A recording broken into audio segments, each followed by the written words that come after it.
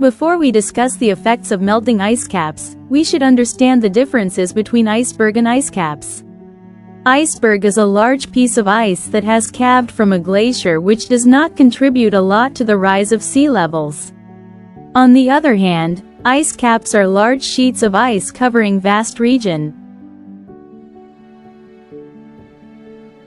This is the summary of differences between iceberg and ice caps, which included their locations, causes and effects on rising sea levels.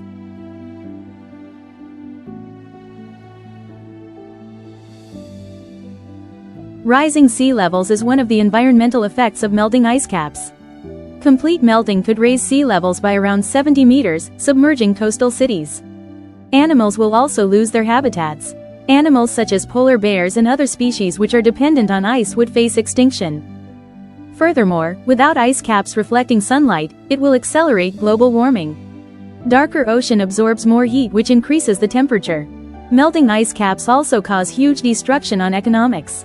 Infrastructures such as ports, airports and roads along the coast would all be destroyed and cost huge amount of money to rebuild. Besides that, tourists will no longer visit anymore. Tropical beach destinations and tourist attractions along the coast will vanish, affecting the trades and local economics. The disasters caused by melted ice caps will force large amount of people living along the coast to migrate. This will cause uplifting migration pressure and increase political tensions and might even result in border conflicts. Settlements. This will result in numerous people ended up with hunger and poverty. When the ice caps melt, the world will face a choice: come together or fall apart.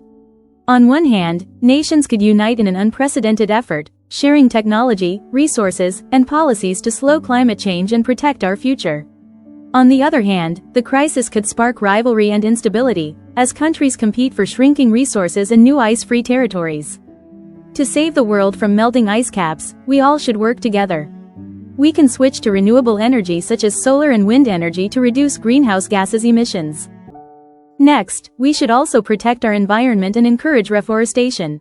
Trees are good helpers for slowing down global warming as they absorb carbon dioxide and plays a role on cooling the planet. We can also adopt sustainable lifestyle, an action a day can also make a great effort. Reducing meat consumption and utilizing public transports are some good actions we can take daily.